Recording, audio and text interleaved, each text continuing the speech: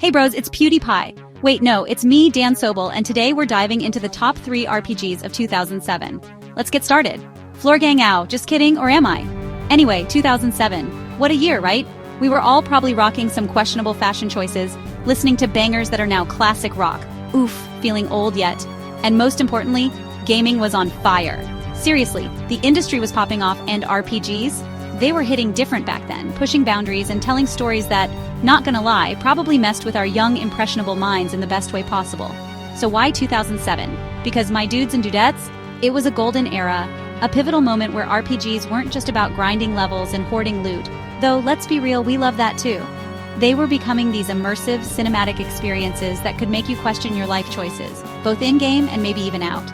We're talking about games that didn't just entertain, they left a mark, a crater-sized impact on the genre and on us, the players. These weren't just games, they were events. You remember where you were when you first played these? Today, we're going on a nostalgia trip, a journey back to a time when game discs were still a major thing and DLC wasn't trying to scam us. We're going to look at 3 absolute titans, 3 games that defined 2007 and arguably shaped the future of RPGs. So grab your G Fuel, or whatever beverage you prefer, I don't judge much.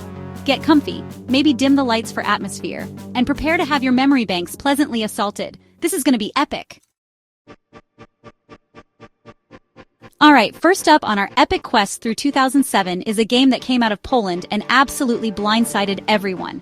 Yeah, before Henry Cavill was grunting his way through Netflix, there was this raw, gritty, and incredibly ambitious RPG. CD Projekt Red, man, these guys were like, you know what the world needs? A super dark fantasy RPG based on some awesome Polish books that most of the world hasn't heard of yet, but trust us, it's gonna be huge.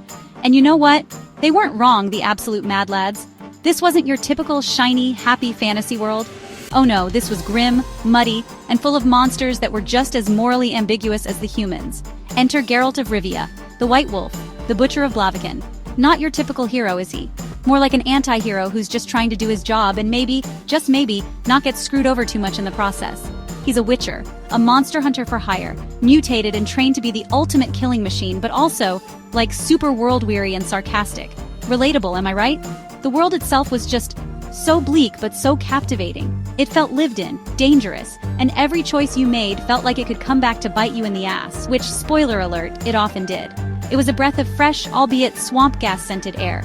What really made stand out in 2007, especially against some of the more, let's say, RPGs out there, was its moral complexity. There were no easy answers, brothers, no clear good or evil paths most of the time. You were constantly faced with these horrible choices, and you just had to pick the lesser of 2 evils. Or sometimes, just the evil that seemed slightly less inconvenient at the time. It was stressful, but in a good way. It made you actually consider the consequences.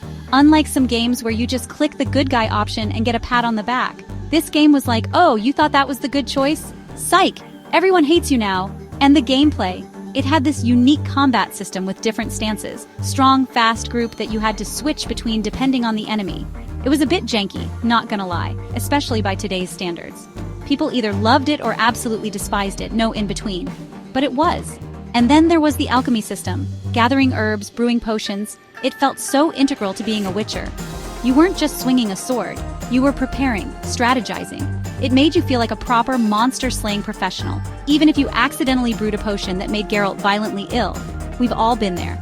Looking back, in 2007 was a statement. It was CD Projekt Red planting their flag and saying, we're here, and we're making RPGs for grown-ups. It was ambitious, a little rough around the edges, sure, but it had so much heart and so much respect for its source material and its players. It laid the groundwork for what would become one of the most beloved RPG franchises of all time. It was a bold move, a gamble. And boy, did it pay off. It showed that an indie studio, well, relatively speaking back then, could come out swinging and deliver an experience that was both deeply traditional in its RPG roots and refreshingly mature in its themes.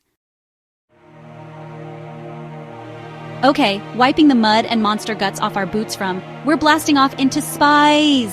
Next up, we have BioWare's magnum opus of 2007, the game that launched 1,000 shepherd shouts. It was all about gritty, medieval fantasy, was its polar opposite.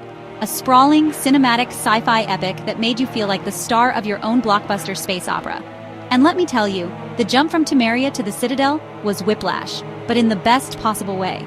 BioWare was already a legend, but this This was them saying, hold my beer, hold my Saris Ice Brandy. You are Commander Shepard. And that's the beauty of it, Commander Shepard. The character creator, while maybe a bit dated now, was a gateway to making this hero your own.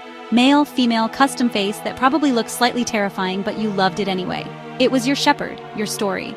And the game did an incredible job of making you feel important, making your choices feel like they had galaxy-altering weight. This wasn't just about saving the world, it was about saving everyone's worlds, multiple times with style and a cool spaceship, the Normandy SR-1. Man, that ship was iconic from day one.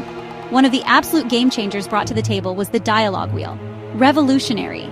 Genius. Instead of reading paragraphs of text options, you got this intuitive wheel that gave you the gist of what Shepard would say. Usually a paragon, goody two-shoes, renegade, badass, sometimes a jerk, or neutral option. It made conversations flow so much more smoothly, so much more cinematically. And the voice acting? Jennifer Hale and Mark Meer, absolute legends. They brought Shepard to life, no matter how you chose to play them. Leading your squad, making tough calls, punching reporters. It all felt so dynamic. The gameplay itself was this really cool blend of third-person shooter mechanics with deep RPG progression. You had cover-based shooting, which was becoming the hot new thing, but you also had biotic powers, space magic, tech abilities, weapon upgrades, and squad commands. You weren't just running and gunning, you were a tactical commander leading a diverse team of alien badasses. Garrus, Rex, Tali, Liara, these weren't just party members. They were your space besties, your ride-or-die crew, each with their own stories, their own loyalties, their own reasons for joining your suicide mission. Oops, spoiler for the sequel, kinda. And the scale of it all. Exploring uncharted worlds in the Mako, love it or hate it, that bouncy space tank was memorable. Uncovering ancient alien secrets, dealing with interspecies politics, and that ever-looming threat of the Reapers. The game did such an amazing job of building this rich, detailed universe that you just wanted to get lost in. It was more than just a game. It was the start of a saga. In 2007 wasn't just a great RPG, it was a promise of an even grander adventure to come, and it set a new standard for storytelling and player agency in AAA games. It was, and still is, a masterpiece.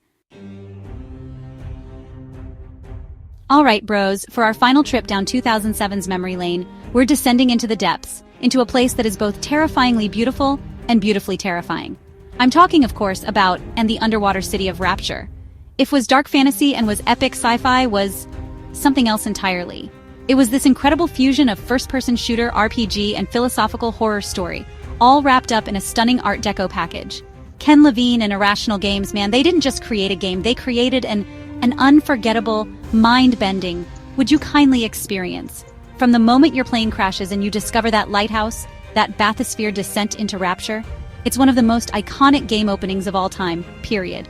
Rapture itself is a character. This failed objectivist utopia, built by the ambitious Andrew Ryan to escape the parasites of the surface world, now a leaky, creaking tomb populated by gene-splicing addicted splicers. The atmosphere is just dripping, literally and figuratively, with dread and decay, yet it's so incredibly detailed and artistically realized. You could spend hours just looking at the posters, listening to the audio diaries, piecing together what went so horribly wrong. The gameplay was a fantastic mix of shooting and, well, shooting with your hands on fire, or electrocuting people, or sending a swarm of bees after them. Plasmids, baby! These genetic modifications gave you incredible powers, and combining them with a vast arsenal of anachronistic weaponry made every encounter dynamic and often chaotic. And then there were the Big Daddies and Little Sisters. These encounters were intense moral quandaries wrapped in a diving suit. Do you save the Little Sisters, these creepy but innocent girls, or do you harvest them for more Atom, the stuff that powers your plasmids? The game really made you wrestle with that choice, and it affected the ending you got. But the thing that is most remembered for, the thing that blew everyone's collective minds in 2007 and is still talked about today, is its narrative, specifically twist. Would you kindly, if you know, you know, and if you don't, seriously, go play this game, like right now. Stop watching this video, but then come back and finish it and like and subscribe, obviously. It was a moment that didn't just subvert player expectations, it deconstructed the very nature of player agency in video games. It made you question everything. It was brilliant, audacious, and it changed storytelling in games forever. The legacy of is immense. It wasn't just a great shooter with cool powers, it was art. It proved that games could tackle complex philosophical themes, that they could be thought-provoking and deeply unsettling, all while still being incredibly fun to play. It influenced countless games that came after it, not just in terms of mechanics, but in its approach to environmental storytelling and narrative ambition. It won a bajillion awards and deservedly so. Wasn't just one of the best games of 2007, it's one of the best games ever made. Full stop. No debate. Okay, maybe a little debate in the comments, but you're wrong. Phew, what a year, right? 3 absolute bangers, 3 completely different flavors of RPG excellence, all released in the same glorious 12-month window. It's insane when you think about it. 2007 really was a special time for us gamers. A landmark year that gave us stories and worlds we're still talking about, still replaying, still getting nostalgic over. These games didn't just push the envelope, they ripped it open and showed us what RPGs could truly be. Immersive, engaging, thought-provoking, and just plain awesome. It just goes to show, man, that even though graphics get shinier and game mechanics get more advanced, whatever that means, a good story, compelling characters, and a world that sucks you in, that stuff is timeless. These games from over a decade and a half ago feel old yet, still hold up, still offer experiences that can rival and in some cases surpass what's coming out today.